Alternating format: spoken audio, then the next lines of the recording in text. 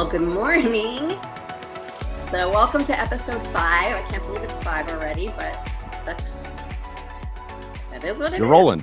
Yeah. You're rolling. We're going. So, oh my God, can we talk about Vegas for a second? Have you been to Vegas in a while? You know what? Vegas has changed dramatically since I started going in the early 90s. And I love Vegas, but 2 days in Vegas always seems like 2 weeks in Vegas. I know. Oh, it really does. I always thought I loved Vegas too. I don't love it so much anymore. I took my little one, had never been before, and I said, let's drive down the strip, at night. Like, this is so exciting about Vegas. And she's like, looking around, and it's like Sunset Boulevard or Hollywood or New York. It's lost all its charm. The days of like the Stardust sign and the Sands and the Flamingo, all those really cool signs are gone. And it's just like monitors on top of Disneyland size hotels. It's just, I don't know. I miss the old Vegas. It's the cheap way to go. If you don't want to buy a ticket to Europe, you can just stay on one street. If you don't want to fly 3,000 miles, you can see New York, you can see Paris, you can see everything right there. Go to Italy, right there on the same street. Right. And I made the mistake of driving there. I haven't driven there since I can't even remember the last time I drove there. I will never do that again. I am not a road trip person. It was awful. But Vegas itself, we had a good time. We ended up mostly just hanging out by the pool because we didn't want to go walking around. And we went to that Meow World. Have you seen that? The Omega Mart? No, I've not. Oh, it's really cool. It's like an art exhibit, and it's like this world you walk in. It's like a market, and then there's you'll open a refrigerator and it takes you into another world, and it's a trip. There were a lot of people there high on drugs. It was good people watching, I'll tell you that. Well, Vegas has figured out how to keep you there, Nicole. The way they do it is obviously 2 lanes leaving, and it takes you forever to get back home. So, yeah. I mean, they know if you're going to leave, you better leave in the middle of the night, because those 2 lanes back home, for anyone who doesn't live in Los Angeles or in Southern California, it is hard to get out of Las Vegas. It is. So anyways, we have a great guest today. We have Matt Felker, who is the executive producer and director for the Baywatch documentary, amongst a lot of other things that he does. But this is who I'm working with right now, and we're friends first. And a lot of you will probably recognize him. So let's bring him on. Nobody's going to recognize me. That's fine. Well, I wanted to ask you, which do you get recognized for more, being Stacy's mom or Brittney Spears? I think it depends on the person. I mean, I think some people don't even realize I was in the Stacy's mom video. And then they sort of they'll see it on Instagram or some shit. They're like, wait, that's you. And I'm like, yeah, that was me 20 years ago. Yeah, I mean, it was interesting. I was friends with one of the guy that actually ran the camera at the casting agency. He was a guy that I knew from the gym. Super nice guy. I'm still friends with him today. And he's like, dude, just come in. Like, my friend casts all these music videos, and what they don't realize is they don't pay anything. People assume you're in these huge things, and they're like, they pay you $500.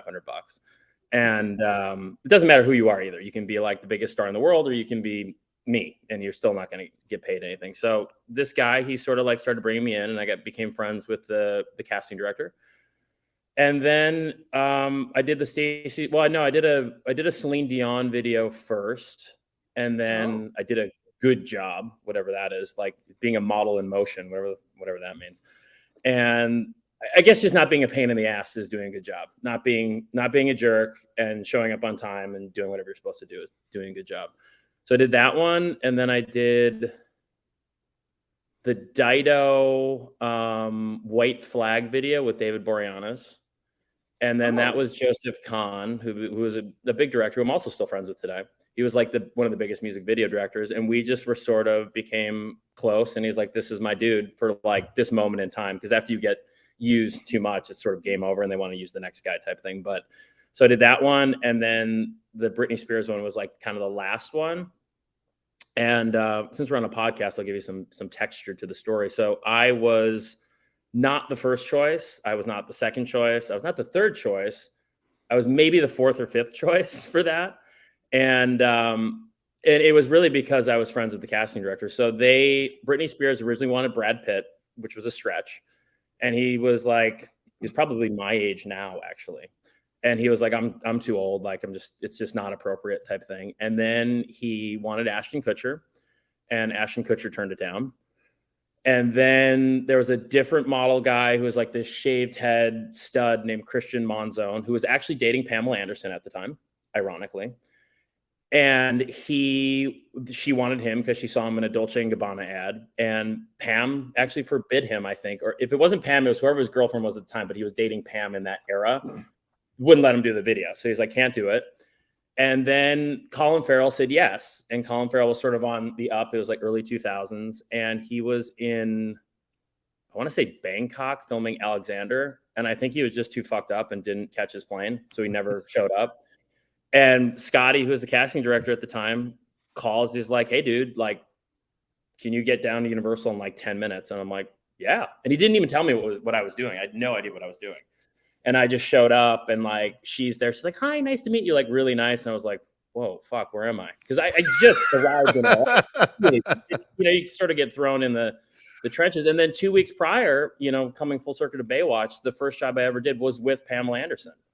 So was it a Dolce & Gabbana ad? No, it was a company that's now defunct. It's called Iceberg, and it was sort of like Versace. Oh, right. And David LaChapelle shot it, and that was literally my first week in LA. They're like, here's your address, you're going to Malibu. Didn't tell you what you're shooting, just said it's David LaChapelle, and to someone that just arrived to LA from Wisconsin, that doesn't mean anything to you. You're like, cool, photographer guy, rad. And then they gave me this little tiny black Speedo, and they're like, here you go, bro. And I'm like, what the fuck? And then they introduced me to Pamela Anderson, like with your nuts in a little thing, and you're like, hi. So, it was a weird, speaking of, doing the Baywatch thing, it was sort of a weird full circle how that sort of was my first introduction to Hollywood was working with her. So Nicole, I got to ask him first. The Stacy's mom video. All right. For a guy that is like kind of every kid goes through it of going, who is the hot mom, the whole deal. The Stacy's mom deal. How was it perceived by your family, by your friends? Like, what did your friends say when they realized you were in this video? My family just doesn't care. it means nothing to them. Dropping out of college and moving to Hollywood, they were sort of like, all right, when's he gonna come home? Like, that kind of thing. So it didn't really mean anything to them. And then, my parents are, Midwestern parents. They're like, well, great. How much did that pay? And I'm like, $500. And they're like, that's not a job. So, didn't get a lot of credit from my personal family, but my friends from high school, because I wasn't that far out of high school. Most of my friends were graduating college at the time. We were like 22, 23. And because we grew up, Fast Times at Ridgemont High wasn't really my generation. I was a little young for it, but we all watched it because it was a classic movie. So having the recreation of the Fast Times at Ridgemont High with the Phoebe Cates coming out of the pool, I mean, that was cool to people. And they were, they were impressed. I remember I had a high school girlfriend, and this story was relayed to me years later, and they were watching, I think it was like Making the Video or whatever they did at the time, MTV Making the Video, and they would interview you and, whoever the other actors or whatever was. And I was in it, and I was so dumb. I'm like, hey, I'm Matt, like super monotone, like, cause you're trying to be cool, right? You're like, I'm fucking in MTV. I gotta play this cool. And you're like, yeah, I'm just here. I'm just going to like rub her down and, no big deal type thing. And I remember a buddy of mine was sitting next to my high school girlfriend, who was now engaged to the guy that she dated right after me. And he looks at me and he goes, made the wrong decision, didn't you? And that was the most validating thing for me. I'm like, all right, I'm on the right track. I did what I needed to do. So yeah, that was sort of that. And people, I mean, it's funny. It doesn't really matter. And I think Baywatch actors get this. I think actors from, hit TV shows like 90210 and stuff like that. It really doesn't matter what you do afterwards. If it's one of those pop culture moments, no one cares. You're always that guy. Like, I will forever be the dude in the Stacy's mom video. I will forever be the dude in the, Brittney Spears video. And you just get to the point, you're like, all right, that's cool. And if somebody at this point, being in my 40s, it's like if someone still remembers it, you're sort of flattered type thing. It's not even really it's not like, but when you're in your like late 20s, you're like, oh, fuck you, man, I've done this and I'm serious, type thing. So I don't know. It's all good. It's a little portion of pop culture history that really, I mean, I was at the tail end of it. Music videos kind of fizzled out after I did all those, and YouTube came on the scene, and MTV kind of, slowly declined. So it was cool to be a part of sort of the stuff that I saw growing up that I thought was really cool that actually drew me to Hollywood. So I remember talking to my my girlfriend at the time in LA, and she was probably about 8 years older than me, and she was a model, and she had kind of gone through the system and was out and had a real job. And she would always tell me these stories, and she had dated this guy that was in all the Aerosmith videos. And I was like, fuck, that guy's cool. Like, I grew up watching that guy. Like, if I could just be in a video like that, that's all I want. And then it actually, Steven Dorff? Not Dorff, the dude that went to jail, Dean Kelly, for like raping and pretending he was a photographer. Yeah, he was a good guy. Yeah, I remember. Yeah, so it's like, never meet your heroes or know anything about your heroes type thing. So yeah, it was one of the things where you say it out loud, and I was like, shit, I should have aimed higher. That's all I got. All I got was the video. So, but yeah, but that's a wild. That's some pretty big stuff to be on straight from Wisconsin to LA. Yeah, and it's and no one knows it doesn't pay you shit. So it's sort of, you can sort of pretend. I think a lot of people, when they're not getting paid, but they're being sort of, I don't know, abused wouldn't be the word, but exploited maybe. On TV type thing, you don't get residuals for music videos. I mean, that video still plays. It's got, I think, both those videos have over 1 billion views on YouTube. Granted, there's other big, Tyson Beckford was in it, Martin Henderson was in it. It was a big cast. I was sort of the schmuck of the whole thing. But it's whatever. But that video alone, it was very bizarre, because when you're paired with people that are already successful, to the outside world, oh, he's with Tyson Beckford, he must be a supermodel now. And it just sort of like, it just happens, and you're like, but I haven't done shit. But it just, you get linked with those people, and they just assume that you're one of those people because you're in that company. So, well, it was a good pool to be thrown into. Yeah. I mean, it was cool. MTV is, something I grew up with, and something that was, very influential to me. So to be a part of it, I think there was one point they used to do TRL, which, if you're younger than I am, you won't remember it. But I think I was out of the top 10. I think I was in 4 of the videos. So it was that's pretty cool, because people watch that, so it was cool. No, it didn't do anything for me later on. I got a bunch of random meetings that led to nothing, but yeah. So would you go back and be in front of the camera? Which do you like better?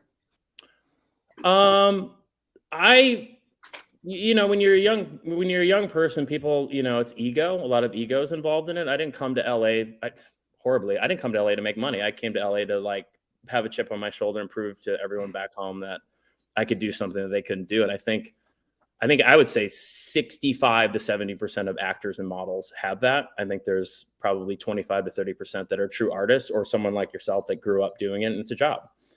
For me, it was about, I was a very high level soccer player, and there's no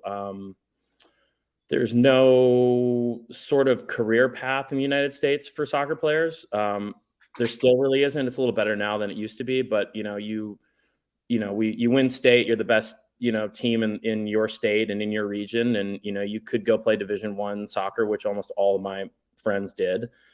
And that's it. It's over. And it's not quite the same sort of down you have as a professional athlete, but it's pretty close, because your whole childhood is spent training, playing soccer, and preparing for the next level. And then you realize the next level is dead end, and you're not going to make any money. You're going to blow out your ACL, and you're going to be, maybe a soccer coach, and there's nothing wrong with that. It just was not something that I wanted to do. So for me, it was like, and I talk about this with Jeremy Jackson a little bit from the show. It's like, how do you recreate that high I was getting from athletics? And Jeremy Jackson says the same thing about when the show ended. How do you recreate the high you're getting from being on a TV show? And for me, the next step was, well, let's go to LA and see what happens. I didn't ever aspire to be an actor, because I think it freaked me out, and I didn't think I could actually do it. I didn't think I was comfortable enough with myself to actually, be in front of the camera, because it was weird enough to have to do auditions in your underwear and not even talk for, being a model type thing, let alone throw some words in there. And you're like, fuck, this is hard. People like to talk shit about actors, but they actually don't realize how hard it is. Everyone thinks that anyone can be an actor because social media has sort of created this illusion that it's super easy. It's not. It's hard. It's a lot of work. You have to remember a lot of shit. You have to show up on time. It's super long hours. You work 5 days a week. You do ADR on Saturday, and it continues. It's hard. But going back, I never really thought I could do what I'm doing. And, I hit a point in about 2000. So the Brittney Spears video was 2004, probably about 2006. Social media had sort of started. MySpace was a thing. Friendster was a thing. I was very fascinated by it. I was able to sort of link myself into the cool crowd in Hollywood, without having to like go out and show up at all the parties. So I met like Nicole Richie, Paris Hilton, who were like big deals at the time. They were on The Simple Life and stuff like that. And I think I met Nicole Richie on Friendster, literally on Friendster, to throw it that far back, who became a friend later. And then I was sort of being sent out on castings. And, when you're a young person, you don't understand the business aspect to it. Like, I always want a billboard. I want to be in like Vogue. I want to be in a big video. Well, those don't pay. Catalogs pay. But to me, catalog was lame. Like, I want to be in a Target catalog. It's stupid, but it pays $5,000, type thing, not $500. So I was sort of frustrated with my agents at the time. And then I sort of saw that every single casting director and every single person that I knew was on these social media sites. So I'm like, what the fuck do I need an agent for? I have your Rolodex now. And I started, and that's one of the ways I put myself in the Brittney Spears video was through finessing a relationship online, which, everyone does now, but this is, 20 years ago type thing. And I wrote a movie when I was 25 about manipulating social media. And it was loosely based on my own life type thing. And, trying to meet girls online and all that kind of stuff, which at the time was unheard of. No one meets people online. That's scary. You're going to get murdered. But now everyone dates online. And I went out with that script to everybody, and everyone thought I was crazy, and everyone thought it was so far-fetched and it was too insider in Hollywood. And then a director by the name of Penelope Spheris optioned it. And Penelope started in documentary. She did a very famous series called The Decline of Western Civilization, which was about all the rock stars on the Sunset Strip before they became stars. It's like Axl Rose prior to being a star, the Chili Peppers, that kind of thing. And then she was sort of a rebel, and she tricked a financier to pay for that, saying she was doing a porn, and then went and did the documentary and then made the money back and gave his money back. But actually the person that put the money in thought she was making a porn video, which is pretty gangster for a young woman, back in, the 80s type thing. Is pretty cool. So she sort of fell into Wayne's World. She did Wayne's World. And a lot of those Chris Farley comedies, she just got hired as a comedy director, just as, with an agent, sends you out, gives a pitch, got the job, and they were very commercially successful. So her career sort of veered into comedy, which she never really anticipated or wanted to do. And she optioned the script. She goes, I think you're a little crazy. This script is a little crazy, but I like it and I'm crazy. And let's get this, let's make this movie. So she was involved with a financier at the time named Alec Goris, who's a billionaire. They own Paradigm and all kinds of stuff. So we were in pretty good hands with this thing. And she goes, I think it's really interesting if you play yourself, because it's sort of like this blurring of fiction and reality, and no one's really done it. And it's like you're using, like written scripted actors, but then you're actually the guy you're writing about. And then you're using archives from like Entertainment Tonight and like real stuff that I was on. So it's like this weird blurring of fiction and reality. And we got really far. We had a big showcase at the Toronto Film Festival, and then a guy by the name of Michelle Shane, who produced Catch Me If You Can, optioned it as well to be the producer, and then Penelope be the director. And we were in pre-production, and his daughter was murdered. Right down the street from where I live now in Malibu. He was picking her up from school, and she was across the street on Heathercliff and PCH, and a suicide driver, as he was across the street of PCH picking her up, drove directly into her and killed her instantly.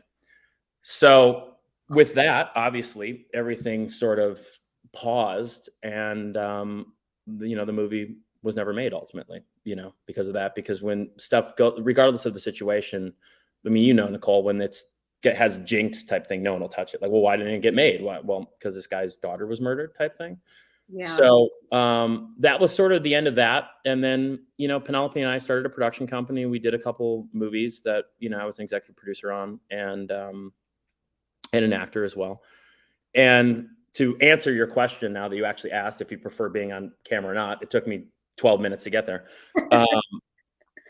I always, when I was anything I did as an actor, I was always more concerned about lighting, what it looked like, what the movement was. I was always really intrigued with learning the camera, because Penelope was my partner. So it's like I could sit behind her, not just as an actor, and actually see what she was doing. And I would fight with her. So I'm like, this shot looks terrible. The lighting's horrible. This is like, this actor's supposed to look great. It's this horrible overhead lighting. So it was like, she's like, shut up, you're a fucking actor. Like, get out of here. So for me, it's like, I didn't actually realize that I think I was more suited for directing than acting. And also, even a few years earlier, I was dating an actress that was doing a movie with Guillermo del Toro in Budapest. And I sat with Guillermo for months, and he was just excited that I was excited about what he was doing, and I could ask questions and he would tell me what to do. And I don't think you can get that sort of education at NYU. You know, how many kids are coming out of NYU and getting to shadow an Academy Award winning director? You're just not. Or working with Penelope Spears, who's done, you know, huge studio comedies. So I think I absorbed a lot of stuff, actually not understanding what I was, you know, going to do later on in life type thing. And I did a lot of productions as talent or on screen, including documentaries where, you know, I was a subject. And again, I was being asked for story notes and all this kind of stuff. And again, I'm just a subject. I'm just someone. It's like someone we interviewed for Baywatch, Nicole, that were like, hey, what do you think of this? Like, what do you want the story? I mean, we're not asking the actors type thing. I mean, we're asking if they're okay with the stuff we're using of them, but we're not really asking them for story notes type thing.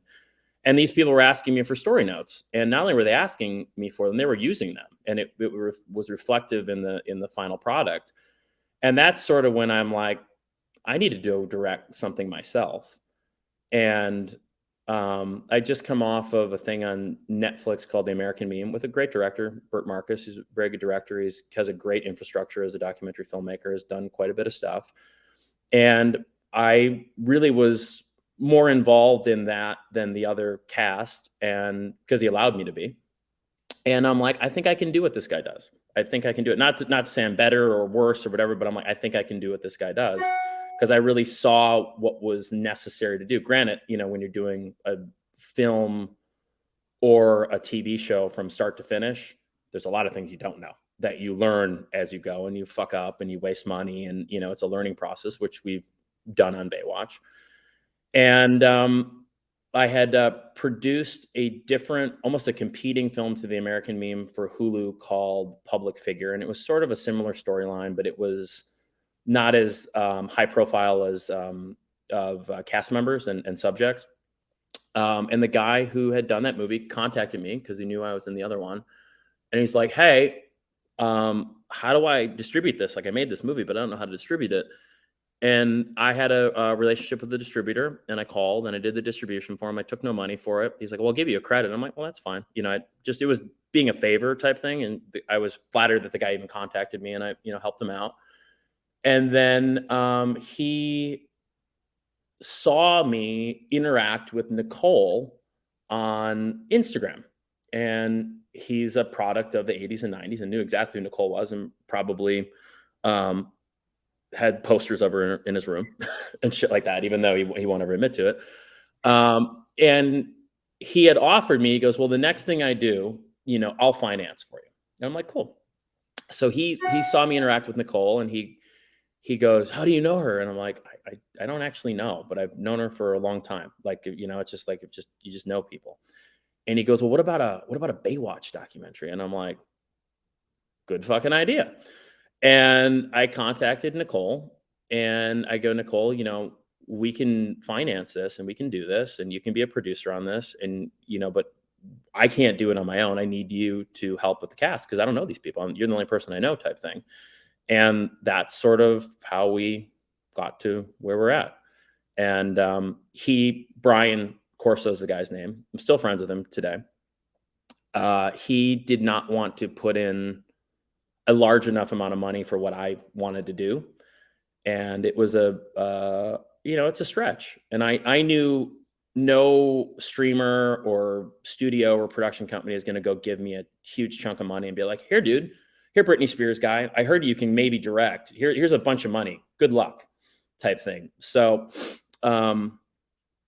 I told Brian, I go, look, man, we got to do this for more. You know, if you want to be the financier, like it's got to be more money. And I don't think he thought I had the ability to do it myself because, you know, it's always smarter to use someone else's money than your own type thing. You never let him know. Did Nicole die on us?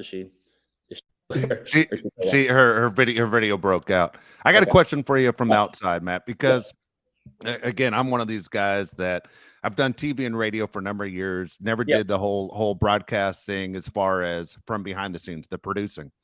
So are you a critical watcher? Like, can you go to the movies? Can you watch stuff on TV and go, the sound's wrong, the lighting's wrong on everything? Like, you drive your wife crazy watching movies and TV shows? Oh, I could bring her in here. She hates me.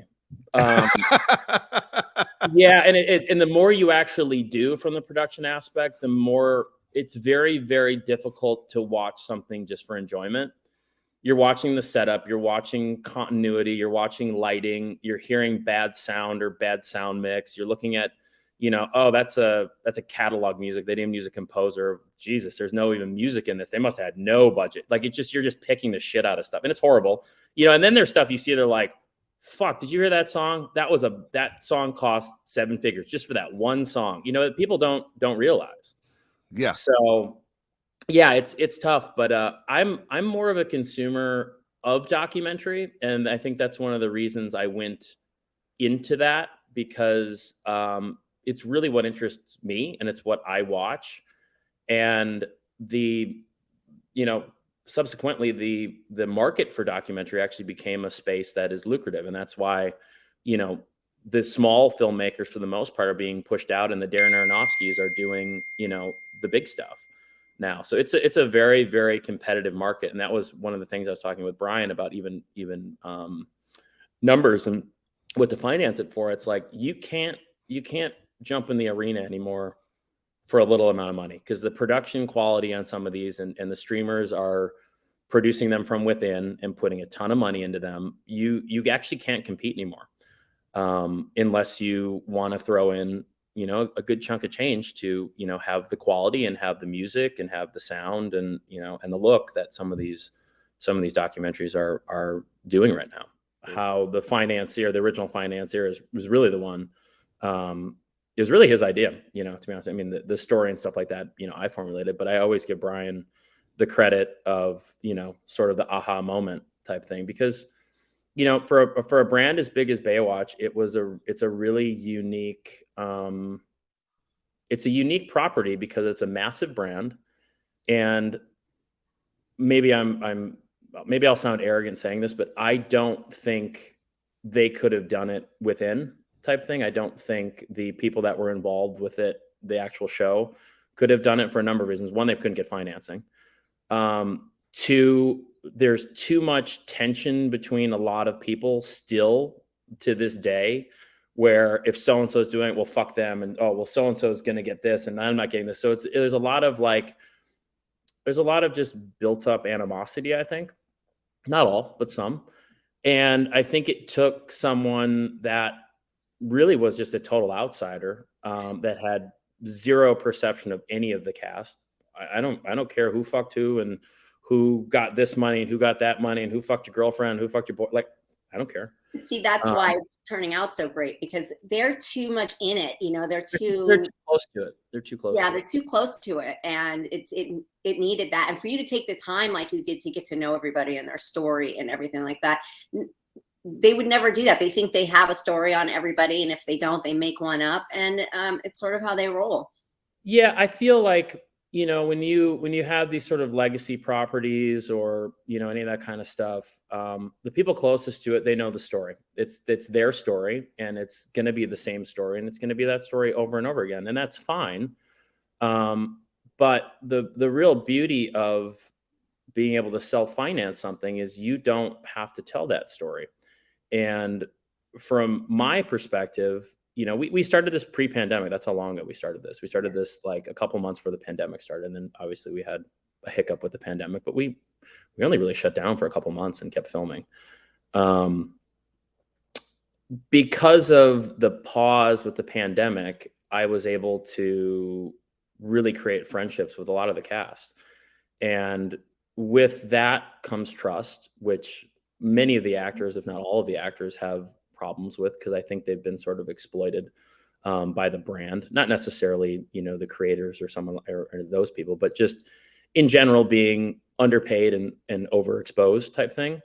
And then, having this feeling of, okay, so I'm on this huge show and then I didn't really make any money from it. And then it almost handicapped me to get a job after because I was that dude, and for me, it's like on a micro level, I can identify with that because I was the dude in the Brittney Spears video and everyone's like, oh, fucking Brittney Spears guy. Sweet. Didn't get paid shit. Same thing, but on a micro level. I mean, these people are on, multiple seasons, multiple years of their lives. And, meeting with these people, they're very guarded. And we did the first couple rounds of interviews, and my wife actually came to one of them. My wife's younger than I am. And I take her advice always because it's always good. A lot of people that are married are like, oh, my wife doesn't know shit. My wife probably knows more than I do. And she sat, and that was the day we interviewed you first, Nicole. And it was that where we put you at the end of the day, where it was like, we were there for like 9 hours. Yeah. And we came home that day and she's like, you should be scared. And I go, why? She goes, you don't have shit. And we had already interviewed 10 people. She's like, I sat through that. Boring as fuck. Like, I don't know what you're going to cut this story together from. And, at first you're offended and you're insulted. And you're like, fuck you. I did. And then you're like, fuck, she's right. She's right. Oh shit. What are we going to do? So, I met a couple more actors after that. And, I started calling people during the pandemic to try to, secure them to be in it. I chased Carmen Electra for like a full year, and got her. And with those conversations and with those lunches and with those Zoom calls and, turned out, I mean, I've traveled with a lot of them, I've celebrated birthdays with them. It wasn't really a business relationship anymore. It was almost like, we're friends and I want you to tell my story and I trust you with my story and I'm going to tell you things I've never told anyone. And it just became really cool because these people have never trusted anyone. And it made me really careful with all of these people because, you don't know if you're going to make money on these things. Oftentimes you take a loss, Am I confident we'll make some money? Sure. But you don't know that. You could take an entire loss and, you've worked for 3 years and have a negative balance rather than being the positive. So for me, it's like, this isn't about money, which most people are. And again, maybe I should be, and I've never been that way. I was never that way with modeling. I was never that way with acting. And I've never been that way with this. And fortunately, I have other income sources that I'm not dependent on it. So I don't have to always do the bottom line, sort of cheap, easy money route.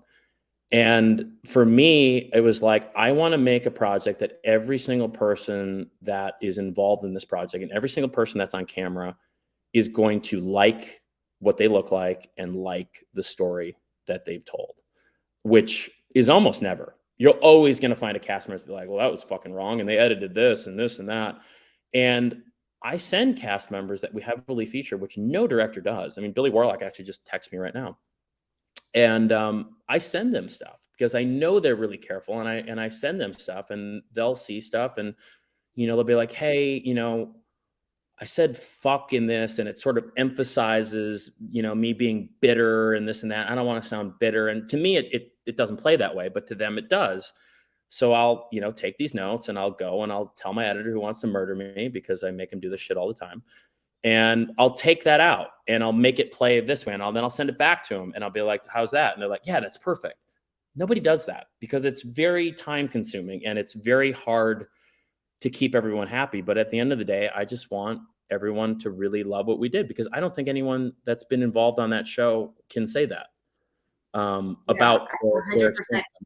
When we first started, for everybody to know, when we first started, we had, there was another co-director with Matt and he was doing a lot of the interviewing.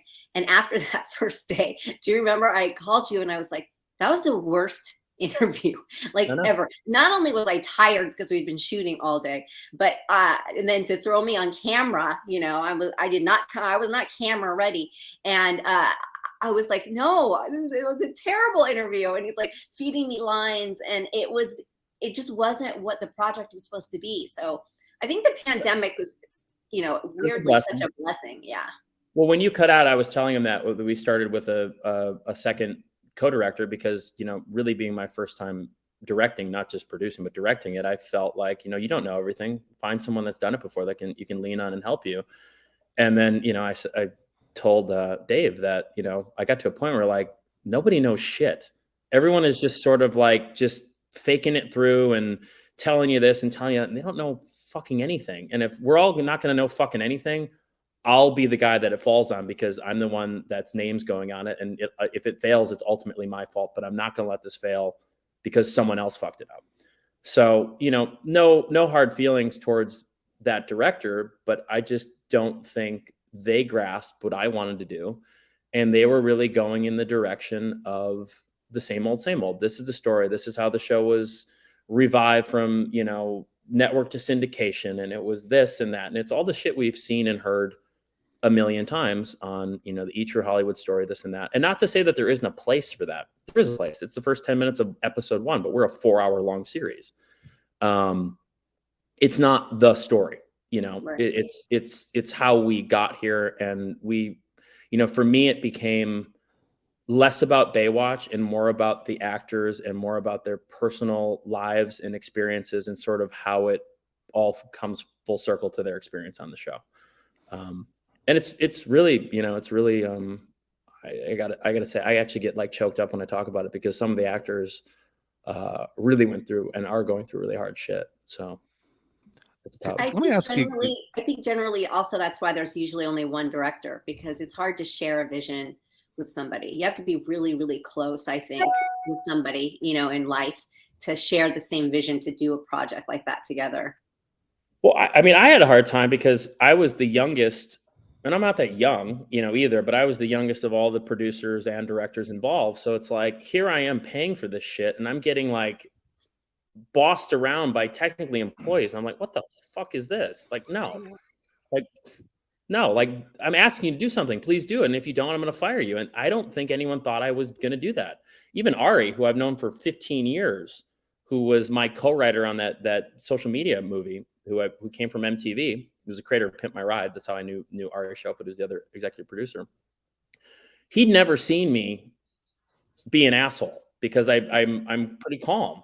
But when you start to like back me in a corner and question me, we were on the phone with that director's manager, who was actually the guy that introduced me to Ari years ago. Used to be Ari's manager. And when we told him we were going to let the other director go, he arrogantly goes, well, you guys can't do this. You'll never do this on. You don't know how you don't know how to do this. You're going to do this. You're going to do that. And I go, Mark, fucking watch me. And I just hung up and left Ari on the phone with him. Ari's like, holy shit, dude. He goes, you're scary.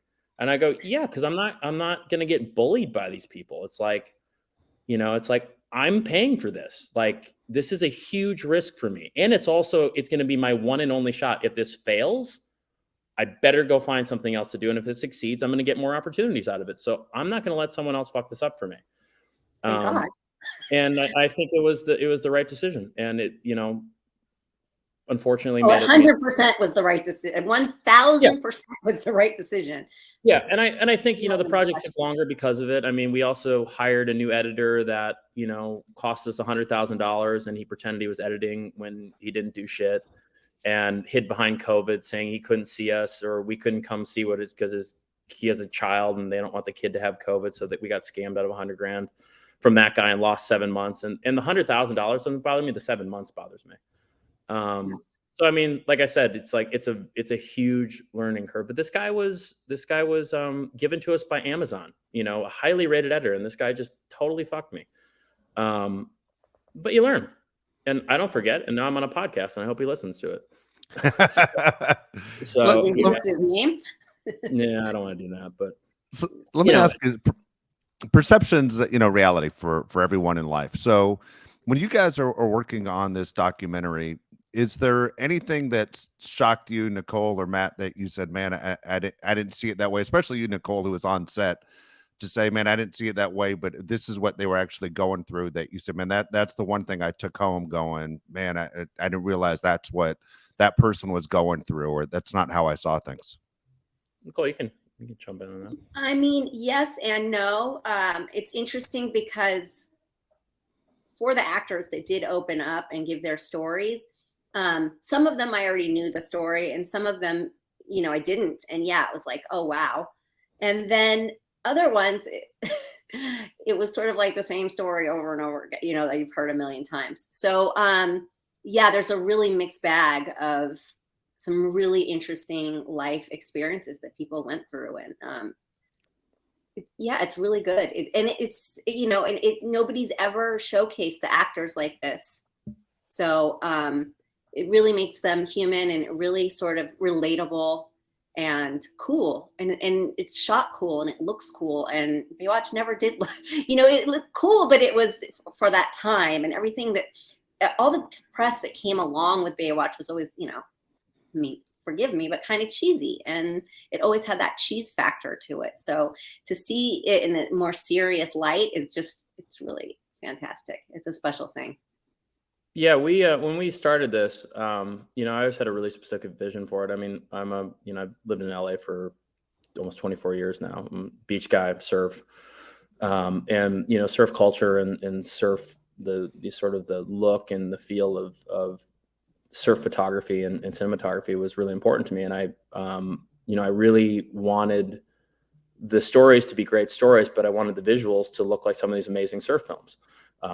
And to Ari's credit, I showed him different movies that were HBO, because HBO Sports really does the best sort of like water and action photography and stuff like that. And I want it to look like this.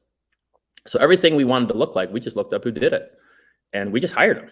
So we hired all of HBO Sports guys in Hawaii, and we hired the best water cinematographers, and we really just made it look cool. And my lead DP, Miles, used to work for Surfer Magazine. So he's, you know, he's in that world, and he actually became one of our editors at the same time, because he shot a lot of the stuff. So obviously he's very privy to all the story and stuff we shot, because he's there. You know, he doesn't have to absorb the material afterwards, because a lot of these editors we give this stuff to, we have 57 interviews. We have probably 1,000 hours of archive videotapes and God knows what else from like 10 of the actors. So there's like, you know, I don't know how many thousands of hours.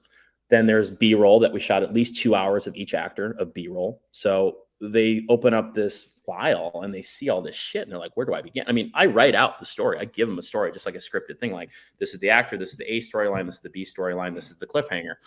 But a lot of these people were just, when they get the shit, they'd be like, they would start and then they would panic and they're like, I don't think I can do this. It's just too much.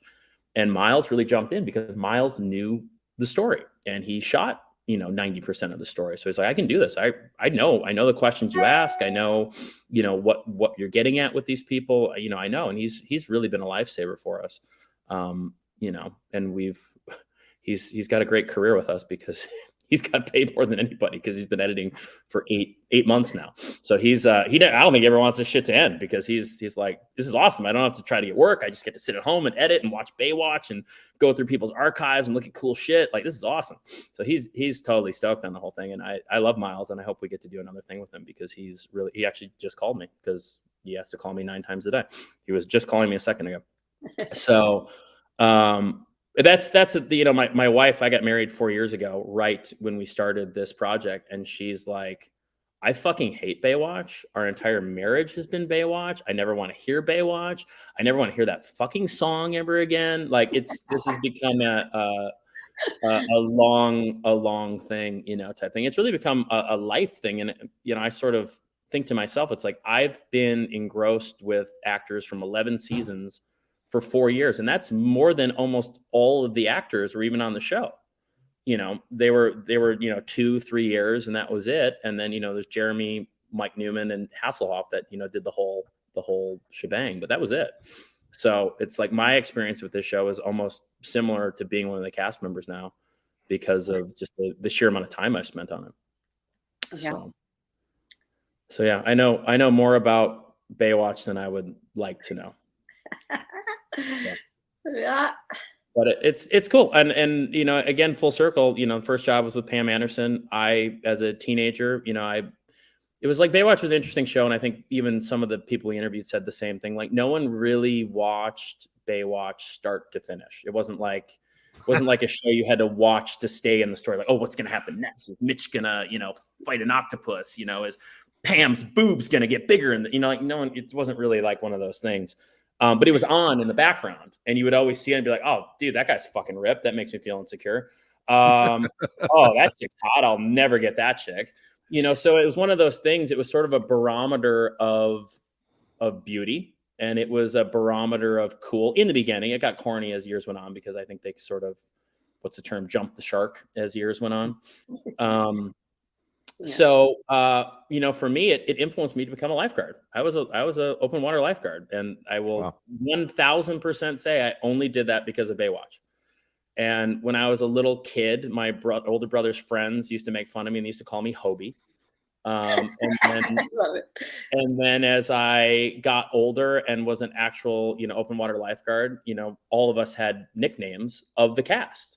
And I was Logan because I had long blonde hair. So I was Jason Simmons. I was Logan. So it was sort of a weird thing to, you know, come full circle to actually be working with these people and, you know, knowing them personally. And, you know, as time goes on, you know, fame is diluted and people forget and that kind of thing, but it's not really lost on me.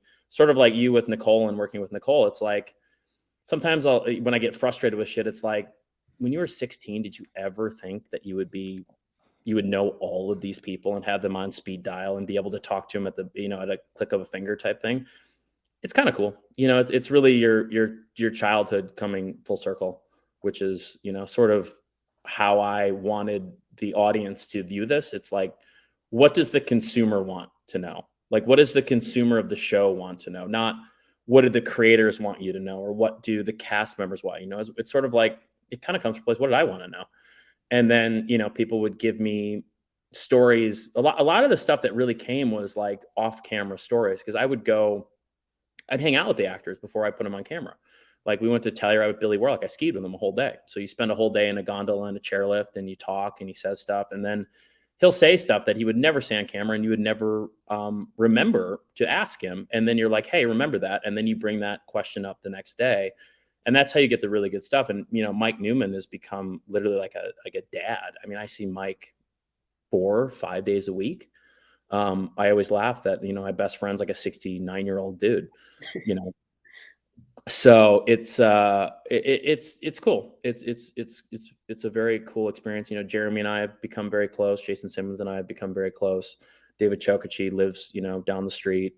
I'll probably see him when I go get coffee after I get off the phone with you guys. So it's just a really cool experience. You know, you can bitch about it. It gets frustrating, and, you know, nothing ever goes as smoothly as you think it's going to go. But as a whole, I mean, I don't think I'll ever recreate this experience or this project in my life. But this is like, for lack of being crass, you blew your load.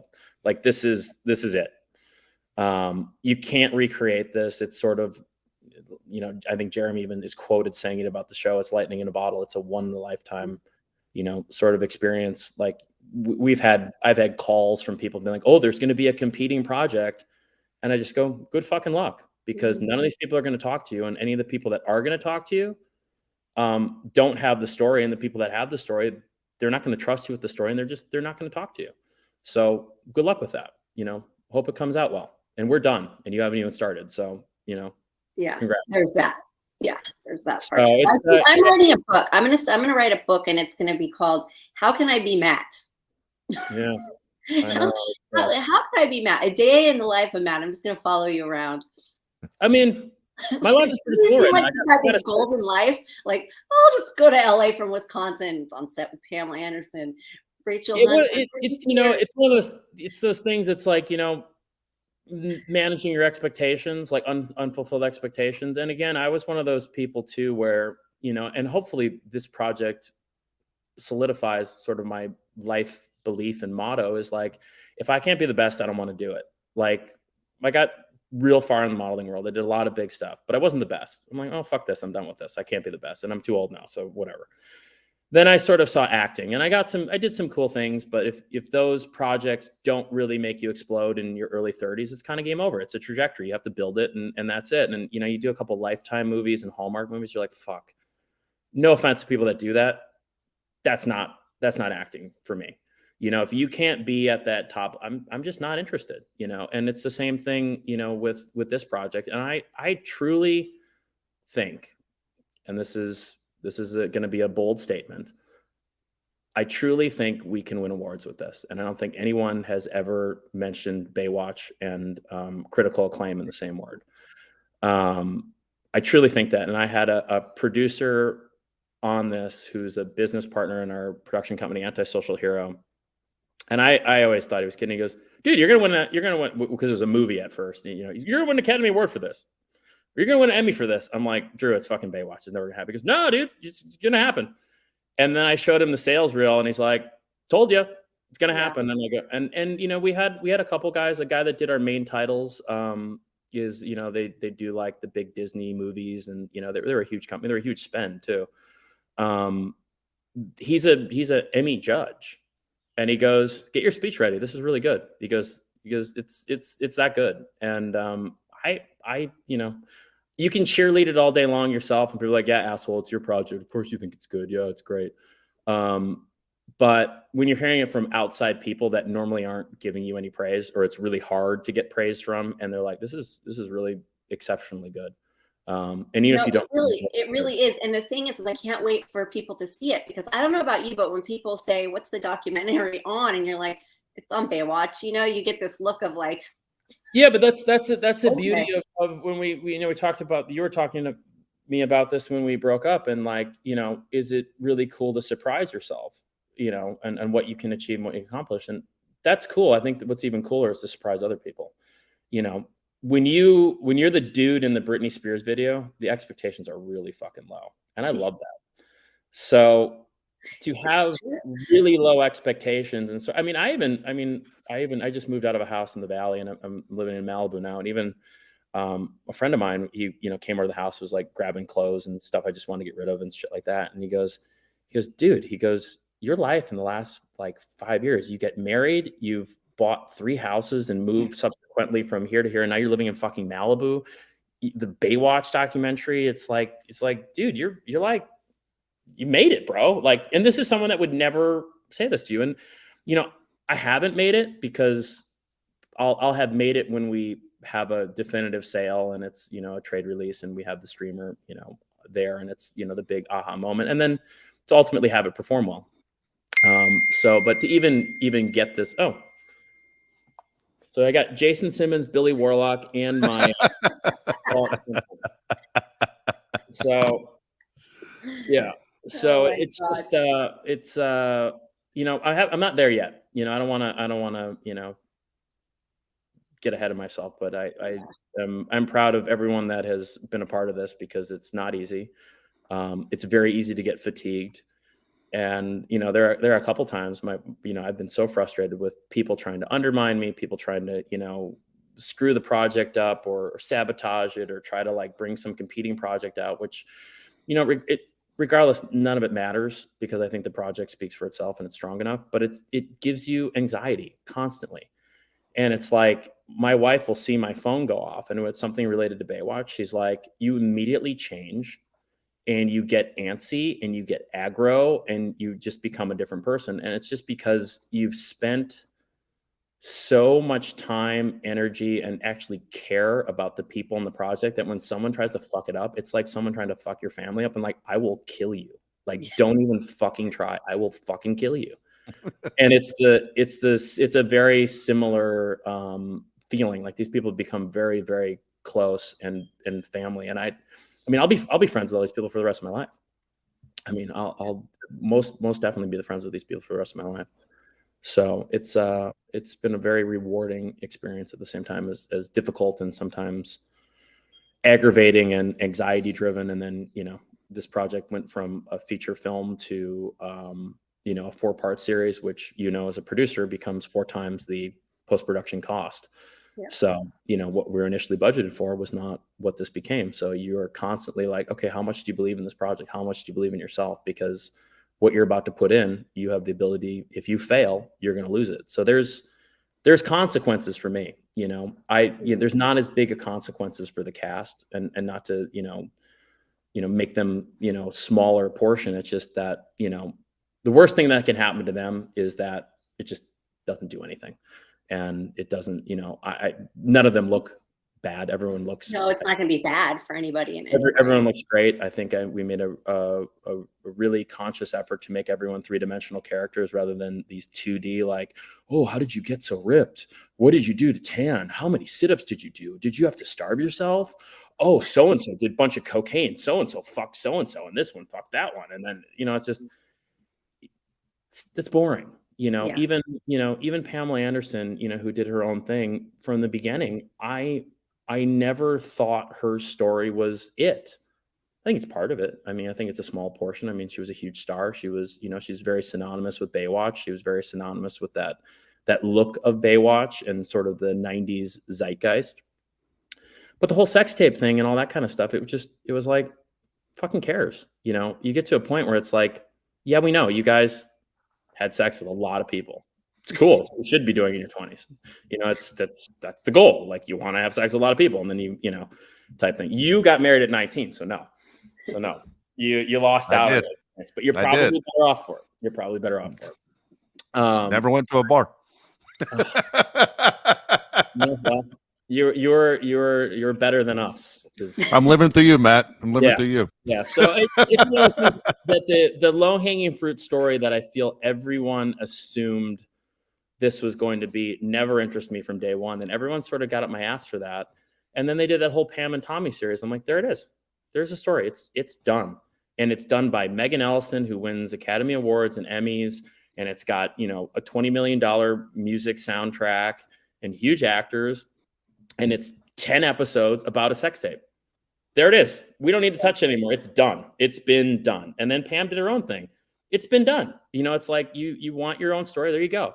But it was really interesting because I had talked to her and through other people through her, and they are always in this sort of tunnel vision that it's about them and their story. And, it's not really about anyone's individual story. This was a show that had like 70 cast members, and it was a revolving door. It's a Pamela Anderson was the be all end all for people from like 94 to 96. Nicole is the be all end all from people from like 92 to 94. And then it's really, I equate the audience for Baywatch as sort of where you were in high school and like early college. And depending on what age you are with that is sort of who the people you followed on that show, if you followed the show at all. So it was never really like, oh, it's all about Nicole. Oh, it's all about Pam. Oh, it's all about David. It's all about this. It's such a, a multi-person story that it was really hard to tell these people that, have been told by media and been told by their agents and their family and their friends that it's all about you. Baywatch is you. It's all you. Well, no, it's not. You're a big part of it, but it's everybody. And that was sort of the really cool thing that I saw, is that a lot of the actors that had been slighted fame-wise, press-wise, or just even cast are the people that actual audience loved. Like Mike Newman was, he was on all 11 seasons. He was the real lifeguard. We have an Instagram page that I started from the beginning that I think is about 100,000 followers, which is pretty good for, a non, actual Baywatch site, just a documentary site. And every single person would email like, Numi's my hero. Numi's my best friend. Numi's, I want to be like Numi. Numi's rad. Numi's this, Numi's that. And I was like, that's crazy. That's crazy, because no one really paid attention to him on the show. He was just the dude with a mustache that everyone made fun of him because he was bald, because for whatever reason you couldn't be bald in the 90s. Whereas now it's like everyone's bald and it doesn't matter.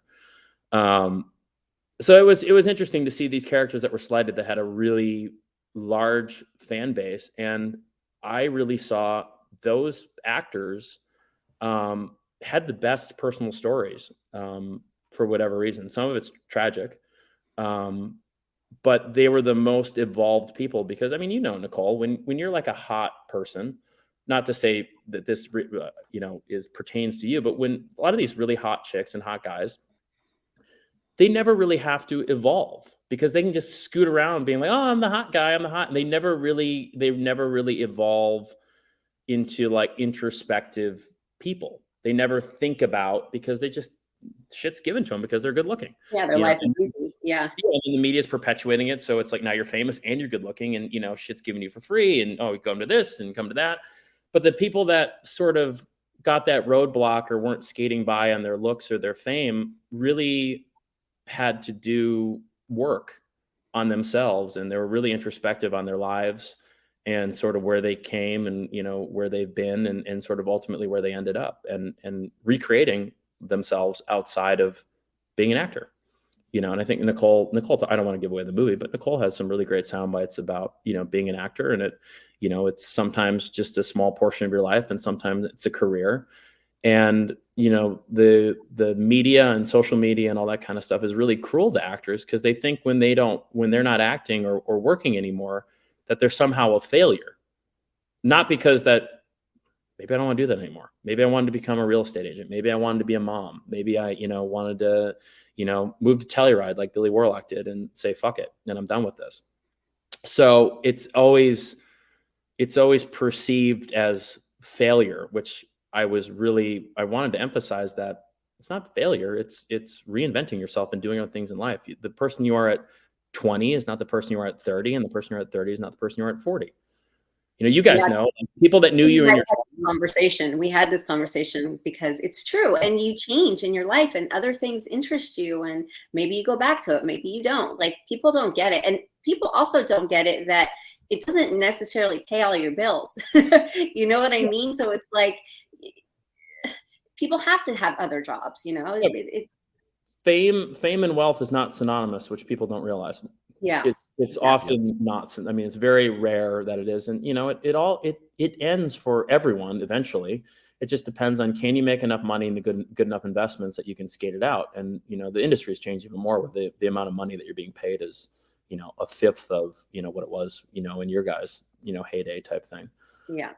You know, actors were making good money. I mean, I'm sure you made good money on Charles in Charge. It was a network show. I'm sure you're making great money. But it's not the same anymore. You know, and I don't like, you know, actors that, you know, are thought of as failures, and it you know, it gets to them, and it can't not, because, you know, media is cruel, and people on social media are even crueler, because for whatever reason, there are very few people that are wired to say anything positive. It's always, you know, let's pick on their appearance, or let's pick on, you know, their lack of success as an actor as they're older, and like, oh, you're a has-been or washed up or this and that. It's like, no, I was an actor for 25 years, and I was on 2 big TV shows, and I didn't want to do it anymore. I had 2 kids. You know, I'm speaking for you, Nicole. You know, it's like, people are really fucking rude to you online, and it's like, for what? It's just like, you don't know my life. You don't know what I've been through. You don't, and none of you will ever accomplish or do what I've done. Yet, you know, you try to diminish it just to, you know, maybe make yourself feel better. But yeah, I know. Whenever someone says has been, and I'm in my head, I always go, and you never was. Yeah. I mean, it's the truth. It's like, I don't know. And I think social media in general has diminished fame because it's made people think it's so easily attainable now. And it is. If you want to be like an OnlyFans chick, or, you know, post pictures of your butt all day long, yeah, sure, you can be famous in that stratospheric world. But the problem is I don't think there is a barometer of fame anymore. Like, an OnlyFans girl is, you know, an A-list actor. They sort of all cross blend now, like, who's who. Oh, it's just, well, everyone knows who she is. Or, I mean, look at Logan and Jake Paul. Yeah, they're more famous than actors that are on, you know, major TV shows and movies. More people know who Logan Paul is than Taron Egerton, you know. And it's just, it's kind of fucked up, you know, in my opinion. But that's where we are in society. So, you know, I don't know. I'm glad I'm not an actor anymore, because I just think it's hard. It's too hard, and it's too hard to fight. Like, okay, I'm out here like trying to be a good actor and study and do all the right things, and here's some jerk off, you know, posting pictures of himself without a shirt on, who's making money just being a jag off. You know, it's like, what's the payoff for me? You know? Yeah.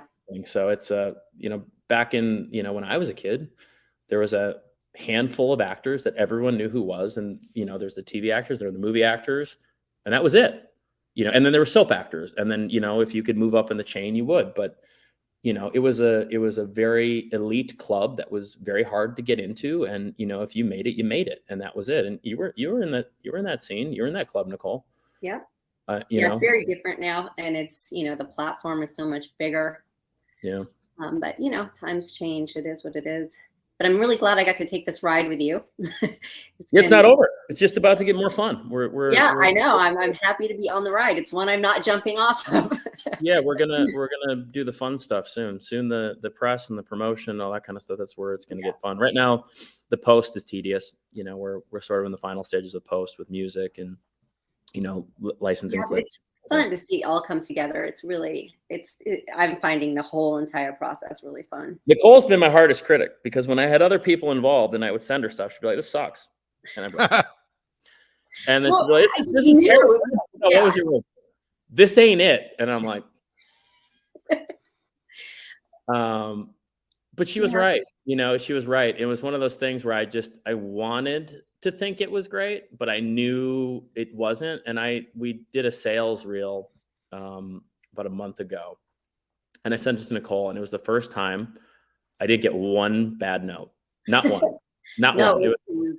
And I saw that for the first time as it was completed, because we worked on it for a while, and I had to give a lot of notes to get it to where it was.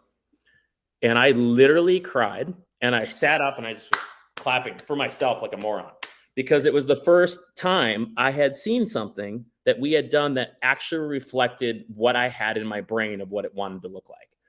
And, I think we got it there. And I think Nicole is, if Nicole's happy, I'm happy, because Nicole is a very hard judge of quality, and she has no problem telling you when it sucks. She won't be like, "Yeah, maybe change this." She'll be like, "This is fucking bad." Like, no. This ain't it. That's the thing. This ain't it. This ain't it. This ain't it. And I'm like, okay. But it's it. I got there. It's it. Yeah, it's there. It's there. And it's all worth it. It's all worth it, because it's something to be proud of in the end. Yeah, my biggest fear, just in closing this whole conversation, because we've been on for a while, is when it's over, it's like, I think there's going to be a huge, it's like when you're on a TV show or a movie or whatever, when it's done and you sort of say goodbye to the cast, like the last day, like, "Oh, Nicole's wrapped," type thing. It's a weird sort of sadness, because if you've been in the business for a while, you have to make a huge effort to stay in touch with these people. Yeah. Because your commonality is this job and this work and that kind of thing. So I think I'll have like a weird sort of depression when it's all over, because it's like, okay, now what? What do I do now? Because again, I just, I've had friends even tell me the same thing after they've seen some of the stuff we filmed and done. They're like, "You're never going to be able to recreate this, just so you know. You're never going to do something like this again." And it's true. Yeah, I don't think I will. I think it's like, I don't know. Never say never, my friend. I don't know. If I peak with Baywatch, which sounds funny, I'm okay with that. I can go do other things. I have a great life. And even, I think I was going to say this earlier and I got trailed off, is a lot of times I'll get super frustrated with this shit. And, my wife will just be irritated with me because I'm an asshole, because I'm just angry and just, irritated. And I'm like, you know what? I can just throw this whole fucking thing in the garbage and it doesn't matter. And I'll just waste the money and fuck everybody and this and that. And then a lot of the people that have just the most heart-wrenching stories, I'm like, I gotta finish it for them type thing. Like, it's weird. Like what pushes me through, and I don't even want to tell you the stories that do push me through, because it'll give the actual series away. But there are certain people that have such intense, heartbreaking stories that if I fuck it up or don't finish it or fail, it'll really let them down. So that's sort of what keeps me, pushing through to the finish line on this. Yeah, you're on the hook. Yeah, Matt, thank you so much, man. That was awesome. I appreciate your time. That was. I feel like I'm the only jerk that talked, though, but I guess it's all right. No, that's what you're the guest. That's what you're supposed to do. You're the guest, and I'm just dying to watch you go back. I'm dying to watch you go back to Wisconsin and say Hobie turned out okay. Hobie did it. Yeah, it's funny. The guy that used to call me Hobie is a doctor now, and he was out here in Malibu vacationing. And I showed him the shit, and he's like, "Dude, this is crazy. Like, this is just fucking crazy. Because I used to call you Hobie when you were like 7. And I'm like, yeah. I'm like, do you see Hobie now? He's jacked. He's like, Jesus, that's Jeremy. I go, yeah, that's Jeremy. So, yeah. So, I mean, all in all, it's been good. But I can, if Nicole gives me your email and stuff, I'll send you our sales reel and stuff. They're all unexpired. You can actually see what it looks like. Oh, that's so I don't awesome. just talk a bunch of shit about how great it is. You can actually see it. I'm sure it's going to be great. I know Nicole's a killer too. So if she's critical and you listen to what she said, I know it's going to be great as well. But Matt, for me, just I'm telling you, as a person that's watching always from the outside and was a fan of the show, and again, I admire the fact that you joked about music videos, but you made it even there.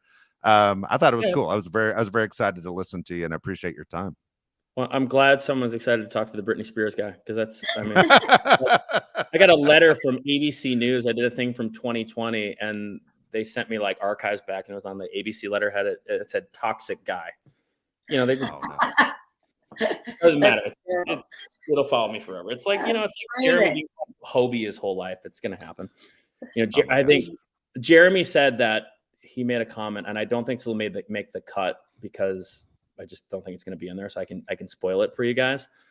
He goes, when I was a drug addict and I used to pick up drugs, the drug dealer used to play the Baywatch theme song as I walked in to buy drugs. That's how much people fucked with me.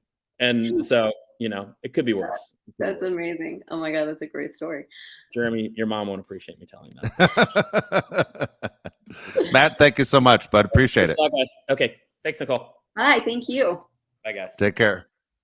So Nicole, that was a lot of fun. I know we went a little bit long. Do you want to save the questions for next week, the mailbag, or do you want to knock a couple out? What would you like to do? Go ahead. Yeah, maybe just do a couple, and then we'll save. Yeah, them. we'll throw a couple at you real quick. Okay. Caitlin Ramsey says, again, you can ask questions, Nicole, at any time. Just go to the website again, perfectlytwistedpod.com. Look at the mailbag, and you can write questions. I'll just pull them out and surprise her. First one's from Caitlin Ramsey. It says, "What made you go and decide to be part of the movie Baywatch Wedding after leaving the show?" Well, to be completely honest, because it was shooting in Hawaii, and for me, whenever I'd be freezing on the beach shooting, I was always like, why are we not doing this in Hawaii? Why are we here in Southern California? So for me, it was like that opportunity to get to do the show in Hawaii in warm water and tropical beaches. So it was sort of a dream, for me. Baywatch hitting Hawaii, something I always wanted to do. Oh, that's awesome. I don't blame you at all. All right, Calvin Spiker mentions, Nicole, is there any way to order your autograph through the mail? Yes, you can. I have the email address on all my social media posts. It's happyhour9807@gmail.com, and they will they'll get back to you and let you know how it goes and how the process happens. There you go. Okay, last one I'm asked for the day, and I promise we'll get to more of them on the next show. Shad Jones writes, "Is The Color Purple still one of your favorite movies, and why?" Oh my God. You know what? It's so funny. When I was a kid, you would like Teen Beat and Tiger Beat and all these boppy magazines would have you fill out like a questionnaire. And if you know me, I don't have favorites of anything. Like, I'm not into like one thing. Like, how could you do that? How can you just love one thing? So it would say like, what's your movie? And I had just seen The Color Purple. So I was right. And it was a great movie. So I wrote it, but it's followed me my whole life. It has followed me, and people. So yes, it's still a great movie. Yes, I love it. Is it my favorite movie? I don't have a favorite movie. I'm not big on favorites. I understand. Yeah, for me, it's all over the place. I'm with you. I usually like movies that get emotion out of you, but man, I always say the movie that I won't change the channel if it's on, and like Goodfellas, Shawshank, all those are movies I don't change the channel. But at the same time, I love Wedding Crashers, old school. I like it, things that make me laugh. Yeah, 16 Candles, like we talked about. Yes. Absolutely. And I get it that some people do, and like they'll like have a favorite song and play it over and over and over again. That's just never been me. I can't do that. Yeah, there you go. All right, Nicole, that was a longer pod than we normally do, but that was a lot of fun. Yeah. So I think every guy wants to be Matt, by the way. Oh, who doesn't? You kidding me? I mean, Living in Malibu? oh, Not too bad. everybody Little wants to kid, be that. Girls too. I little want kid to from be that. Wisconsin worked out okay. Worked out I okay for mean, him. yeah, poor guy, right? Poor guy. All right. So Okay. again, this was episode 5. We'll be back next time then. See you next week.